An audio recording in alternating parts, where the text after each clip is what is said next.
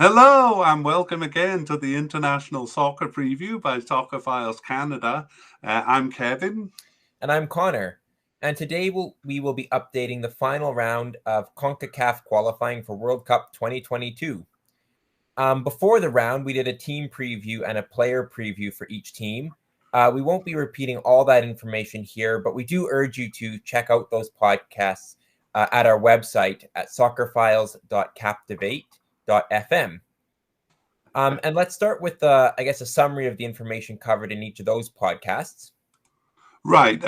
For each of the team podcasts, we quite a bit of stuff, gave some information on the country, like its location and population, an overview of their beginnings and their achievements and general strength in the region and in the world.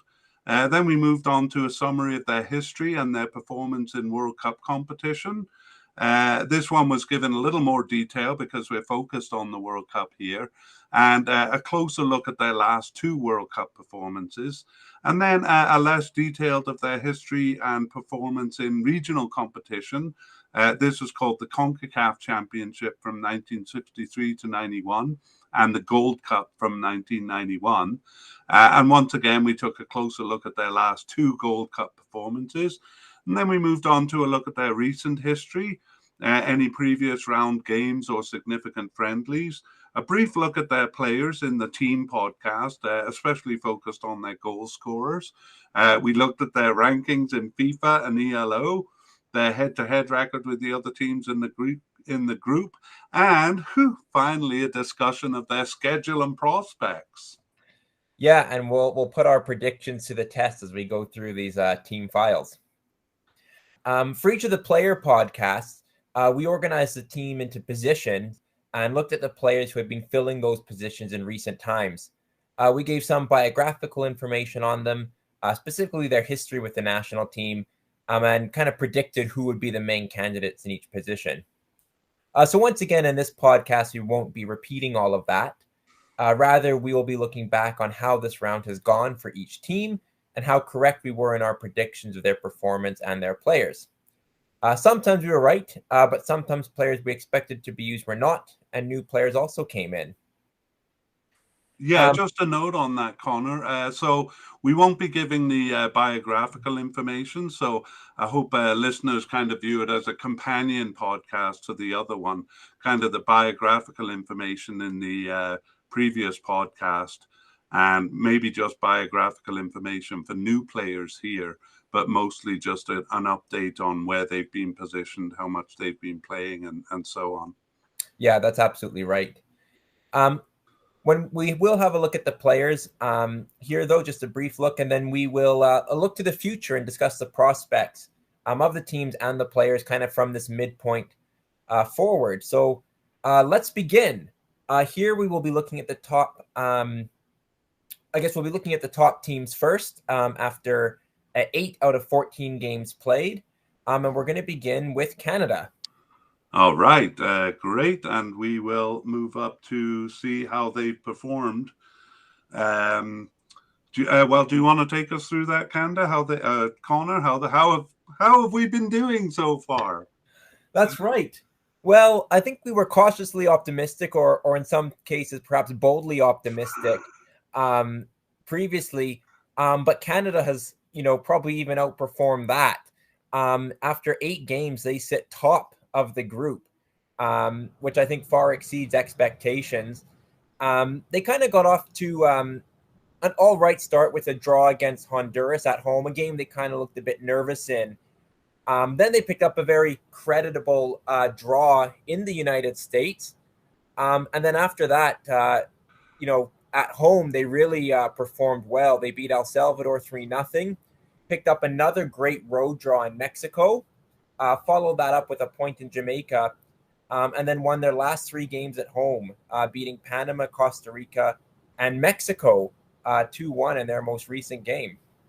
Yeah, and I just want to say on a personal note, Connor and I were at those last 2 games because they were in Edmonton, in the snows of Edmonton, and we bundled up and went out to the game. How was it for you, Connor? That's right. I think the stadium here in Edmonton was nicknamed Ice Teca Temperatures were down to minus 14 degrees Celsius, and they had to clear snow off the field. So it was kind of looked like a little fort of snow. So definitely cold temperatures. It was cold on the field, I guess, or sorry, cold in the stands. I guess on the field you're staying warm, but all the players, Canadians included, looked pretty chilly out there. Yeah, I think there was. It actually wasn't too bad for the Costa Rica game, maybe around -3. But between those two games, on the day of the Mexico game, there was a heavy snowfall, and the temperature went down to about -14. Yeah, that's right. I should say more of the snow is for the second game, but it was a lot of fun. It was great to be able to see some of these games live, and there was over 40,000 people at both games and a very partisan Canadian crowd, which hasn't always been the case. So it was great to see the enthusiasm for Canada, and kind of really feels like momentum's building in the right way, which of course we're happy about. Yeah, and even when we watched the games in Toronto, the atmosphere, I think, is something like we've never really experienced in Canada before. Absolutely. Yeah, but getting away from the personal aspect of it, I mean, we're not denying that we're big fans of Canada, but I would say for any team, wins on the road, wins at home and ties on the road is what you want to get, even against a team like Jamaica, that's less strong but tough to play away. Absolutely. And Canada's just done just that. They've won 4 or 5 games at home and tied all their games on the road. They've already been to USA and been to Mexico. So they have those, arguably their 2 most difficult games out of the way. So, yeah, it's all going according to plan. As you said, even better than according to plan. Now, it is true that they have played 5 games at home and 3 on the road. But as you said, those are 2 of the toughest road games out of the way. So it's looking good down the road. Yeah, they are the only undefeated team after 8 games. And out of those 8 results, which one kind of stands out the most for you? I mean, because we were at the last 2 games, those ones stand out. But I would actually say the ties in Mexico and USA are probably the most significant results. We bested Mexico now, and we stand a chance of besting USA because we play them at home next time. I'm not bent on being first. At the beginning, we were happy if they were in the top 4. I would say now my hope is in the top 3. But how about you on that same question? Yeah, I think the draws on the road were great, but I think actually beating Mexico at home is just a really amazing result for them. It secured, like you said, 4 points off Mexico. They bested them. And I think it was kind of a statement win. I think it'll give them huge confidence. They've wanted to test themselves against the better teams in the region. And I think the draws are great, but I think the win against Mexico is kind of really a historic result for Canada, and a real springboard for the rest of the qualification. Well, I certainly don't argue that. Another really good point is 13 goals over the 8 games. Again, something we've never really experienced in Canada. And let's take a look at those scorers, Connor. Yeah, another thing we haven't experienced is goals coming from all over the field. And we did touch on that in our previous podcast, that they do have scores in different positions. The 2 forwards, Kyle Larin and Jonathan David, lead the way with 4 and 3 goals, respectively. But goals also coming from the midfield, Alfonso Davies, Tajon Buchanan, Thibaut Hutchinson, Osorio. So it's a really good mix, and a lot of their attacking players are producing. Yeah, you were telling me before the podcast about Jonathan David. Do you want to repeat that here? Yeah, he's having a phenomenal season with Lille, and is one of the top goal scorers in the French league. I think after playing the Mexico game, he went back to France and scored a couple goals right away. So he's having a great season, both in the national and domestic front. Yeah, and did you say he was being sought after by bigger clubs? That's right. Liverpool have been linked with Jonathan David. So we could be seeing more of him in the Premier League potentially, especially if he keeps his form up with Lille. Yeah, well, that's great. Well, let's take a closer look at the players. We'll go through the positions and talk about who's been playing in which position. But before that, we'll talk a little bit in general and then look at the formations that they've been using. Do you want to talk about it generally? Sure. So in our players podcast at the beginning of this round, we portrayed Canada as a much improved and continually improving team. We were reluctant to say this made them a strong candidate for the top four, but as I said, we were hopeful. And again, the results to this point exceeded even our highest hopes. The team has not only performed well, but lesser players have improved to become important players, and a few new names have been added that at least strengthen the bench and at most offer some promising prospects. And again, we urge listeners to go back to the podcast for greater detail, on most of the players that we'll just mention by name here. Great. Now let's take a look at the formations. Well, Canada is one of the more complex countries as far as this goes, because they seem to change formation with every game. So generally, there's no generally about it. Sometimes they have 3 defenders at the back, sometimes 4. Generally, they have 4 or 5 in the midfield.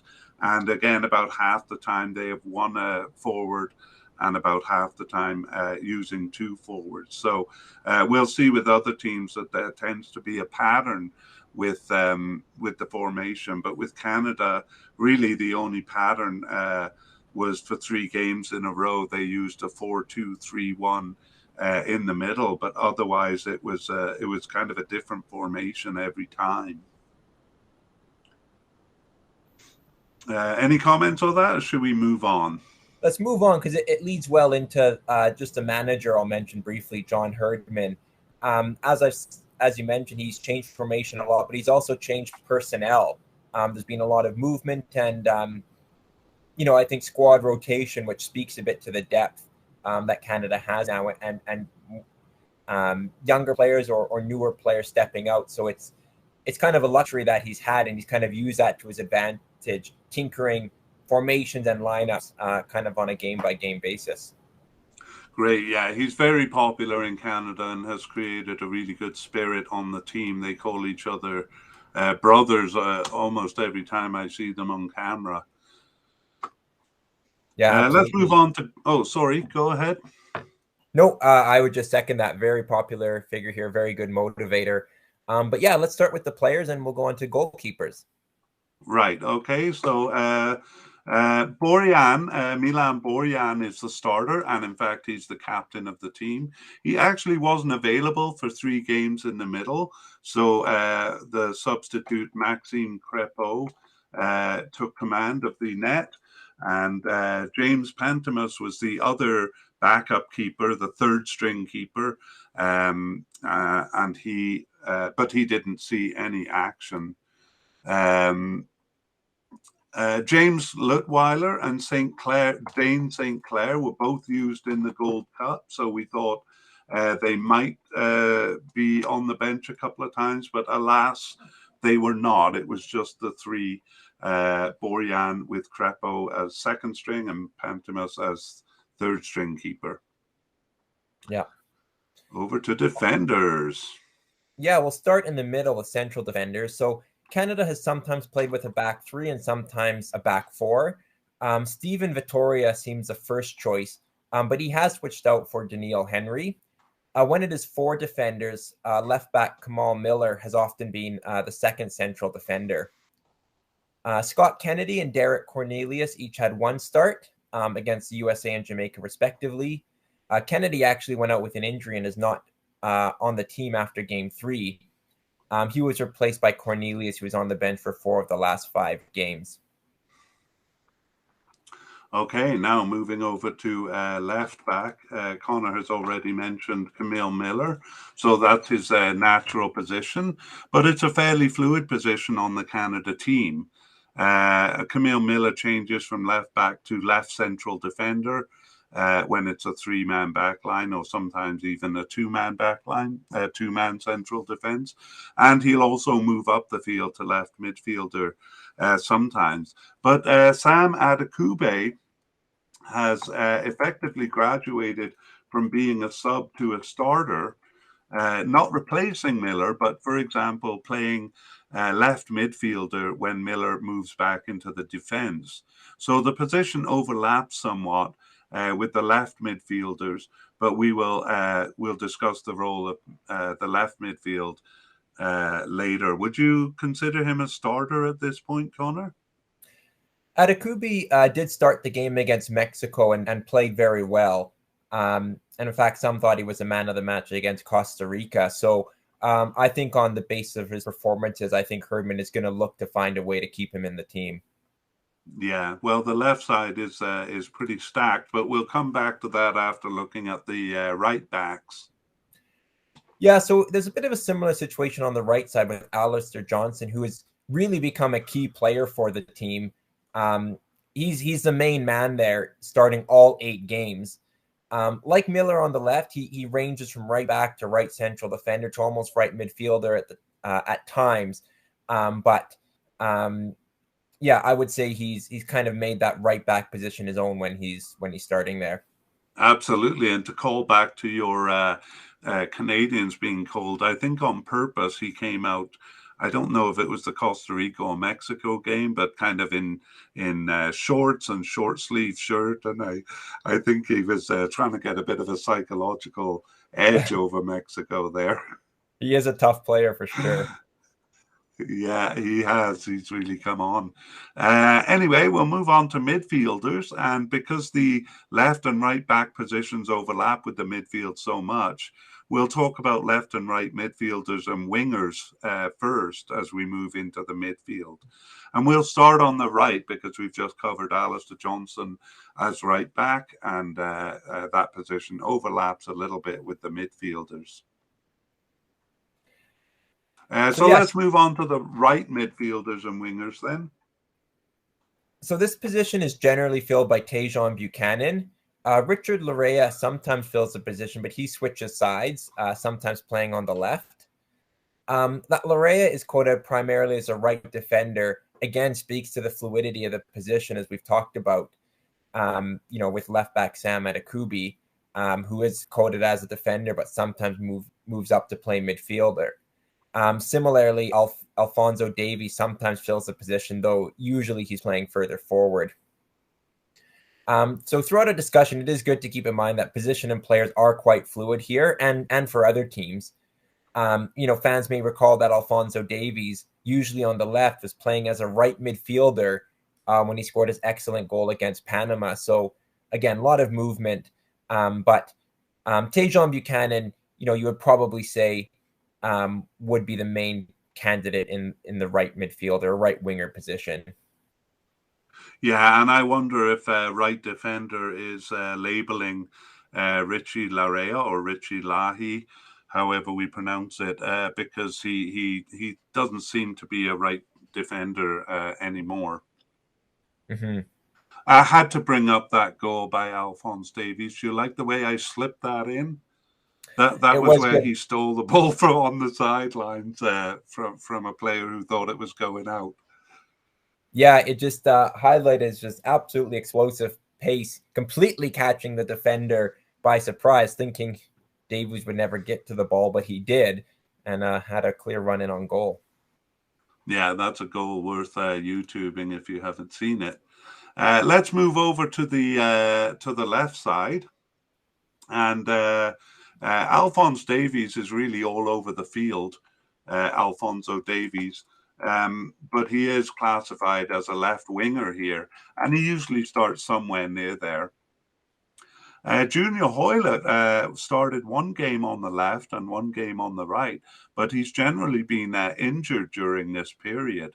Liam Miller seems to be his replacement, and he also has started one game on the left and one on the right.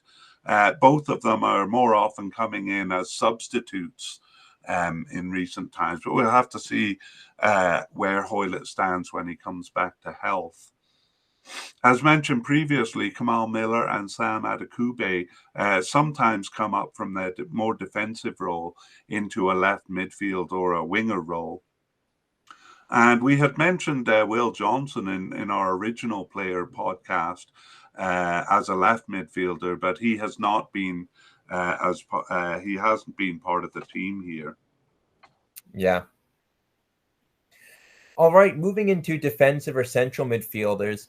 Steven Eustachio is the main player here, and he's really been excellent in all of Canada's games. He's partnered usually with Mark-Anthony Kaye and sometimes Atiba Hutchinson. Samuel Piette started one game, but is more of a substitute. Former captain Scott Arfield was not part of this qualifying and is presumably retired from international play. He hasn't made an appearance for Canada for a couple of years, I believe. Yeah, let's take a look at his age. I wonder if he'll make it back to the team. What do you think? He's 33 years old now. Yeah, he last appeared for the national team in November 2019. I think Canada as a team is kind of using their young players and using kind of some of the pace and athleticism, which maybe at 33 he lacks. So given how well things are going, I don't really see him breaking in or upsetting the balance now.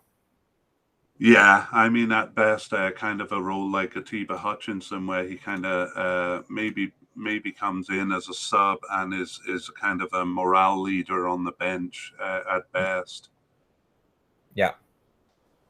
Okay, well, let's move on to forwards. I include attacking midfielders in the forward line here, and generally the outside midfielders like Buchanan and Davies play higher up the pitch and will fill the attacking midfielder role. But those classified as attacking midfielders are Jonathan Osorio and David Wotherspoon. Although I should point out that we had classified Wotherspoon as a right midfielder in our previous report. Osorio has started 4 of the games and Wotherspoon has started 1. And if Jonathan Osorio doesn't start, he generally comes in as a substitute. Looking at that's forwards, all I have to say about that. All right. Well, we'll look at forwards then. Canada usually uses one striker, and it's typically Jonathan David or Kyle Larin. Lucas Cavallini has been used only sparingly, and when Canada does go with 2, and that's more when Canada does go with 2 strikers. He was out with a knee injury in the first game and was not selected for 3 of the games in the middle.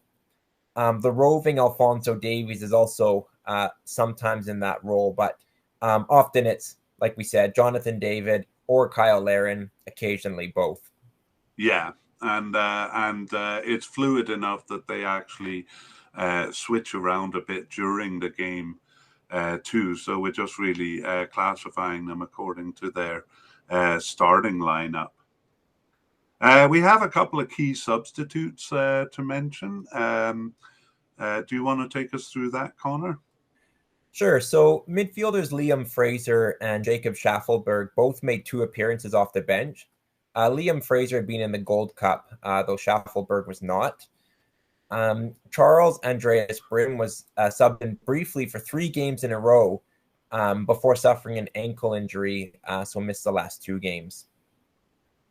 All right, and just as a note, both Schaffelberg and Andreas Brim are fairly new players, but not as new as all that. They earned their first caps in January 2020 friendlies. And finally, a name that I thought was off the team. I'm not sure if we mentioned him in the original podcast, but Zachary Brock-Yard. And that he's a right back, and he was on the on the bench for 3 games, but he didn't actually make it onto the field. Okay, and then new players. Yeah, just one to mention here, and that's newcomer Ike Ugbo. He had a couple options. He was born in England, but also could have represented Nigeria. But has chosen Canada. He came in for the last 2 games and made 1 brief appearance as a sub. Right. So he's more a player to consider down the road. He didn't make an impact yet, but he is here, and maybe a sign of players choosing Canada now that we seem an exciting prospect for players. Yeah, and I should mention that he's a forward. Yeah. Yes, he is a forward. Yeah. Okay, the last section deals with noticeably missing players. So usually we're going to mention those in the course of the going through the positions, but sometimes there's a few players we overlook or we don't need to detail. So Tosaint Ricketts is a name maybe familiar to Canadian fans, but he last played in January 2020. And then we mentioned Scott Arfield and Will Johnson above. Finally, a few forwards, because we have quite a few prospects to choose from here. Theo Corbineau, Tesho Akindele, Tyler Pasher, Harry Patton. I know we mentioned in the first podcast, he's actually a central midfielder rather than a forward like the others. And finally, Ayo Akindele. Tyler Pasher and Harry Patton were not selected for any games, despite, actually all of these have been were selected for the Gold Cup. Ayo Akindele was out for all 8 games with a cruciate ligament injury, which, if you remember, he suffered in the Gold Cup. Yeah. So, any comments on those players, Connor? No, I think for some of them on the outside, it's going to be very difficult to break in. The team is playing well. We have a couple players who, if they don't start, are likely to come off the bench. So I think kind of the top, 15, 17 players are fairly well known. And I think we'll do a brief summary of that. But I think for some of those who are a little bit further down the pecking order, it's going to be difficult to break in as long as a team continues to play well. Right. Yeah. But it is nice to have the bench strength, for sure. Okay, let's do a run through then, kind of the default lineups, the one who tend to be starting in the positions. Do you want to go through that, Connor? Sure. So goalkeeper at the starter would typically be Milan Borjan. Central defenders, Stephen Vittoria and Daniil Henry. Left backs, a bit fluid, as we mentioned, Camille Miller and Sam Adakube fighting for that spot, or sometimes both coming in. And right back, Aleister Johnson. Yeah, okay, I'll do the midfield. So becoming a bit of a versatile midfielder is Richie Lahi. I'm going to go by the name he asked to be pronounced by. Defensive midfielder Stephen Eustachio is a real staple back there. Mark Anthony Kay, not as much. He doesn't start all the games like Eustachio does. And Atiba Hutchinson comes in once in a while. I wouldn't quite call him a starter. Left midfielders, Alfonso Davies is a starter for every game, and Julia Hoylett, depending on his health now, but he tends to start some, but not all. And finally, right midfielders, Tejon Buchanan seems like a must every time. Yeah, and then going to forwards, Jonathan Osorio would be kind of the main attacking midfielder. And then forwards, as we mentioned, Jonathan David and Kyle Larin, either one or both, will start typically. Right. So you may notice there's more than 15 players there, but I can use the forwards as an example. Jonathan David and Kyle Larin, basically one of them will start, if not both of them, but that's why there's more than 11 players on the list. Let's finish with a view to the future. We'll go back to Canada as a team and look at the upcoming fixtures. Do you want to take it away there, Connor? Sure. You mentioned it earlier. Canada has played 5 home games so far and just 3 on the road. So that means coming up, they have only 2 home games left and 4 on the road. However, they've played Mexico twice and they've gone to the USA. So they do play USA at home, but they're not kind of playing the other current top two. What a game that stands out is the final game when they're on the road to Panama. Panama are fourth place and just a couple points behind Canada in first, so that could be a very crucial game. Again, their final game playing in Panama. Yeah, I mean, Panama has really outperformed themselves. I mean, at the beginning, we thought they would be near the bottom of the table, and good for them. But I wonder if they'll be able to sustain the pace of the top three here when it comes down to that game. It could be a very interesting game, but I kind of suspect that Panama. They may be fighting for fourth place there, but I don't think they'll be challenging Canada. I don't think it'll be like a battle for fourth place or third place between them. Yeah, Canada will hope to go into that game having already, secured their spot. That said, Canada also beat Panama 4-1 in Canada and looked a far superior team. Panama really barely threatened in that game despite kind of getting an early goal. I think for Canada historically, going to Central America has been very difficult for them. And they go to Central America 4 times still. However, the fact that they've gone to Mexico and got a result and played away in the US, plus they've beaten, most of the Central American teams at home. I don't think they will go in as fearful as they used to. And I think they'll go in, looking to get a draw at least, but trying to win some of those games as well. So that was something I brought up in the first podcast with Canada is could they get points on the road in Central America?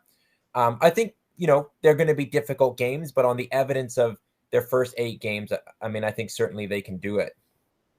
Yeah, I agree. I mean, they haven't really played for a tie, even in the USA and Mexico. So I don't think they'll be playing for a tie in those countries. But having said that, I think fans like us will be happy with a tie, and if they can continue generally getting a tie on the road and generally winning at home, they should finish in the top 4.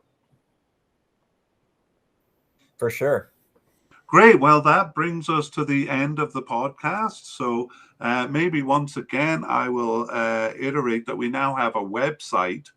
I'm just going to post it at the bottom here. It's at Soccer Files at captivate.fm. And all of the podcasts we've done so far are there. And so if you would like to especially go back and check out almost the first half of the player file, this being the second half, that would be the easiest way to find it. Yeah, otherwise we will be back for the next team, which is the USA. And thanks very much for listening or for watching on YouTube. All right. We'll see you next time. Bye-bye.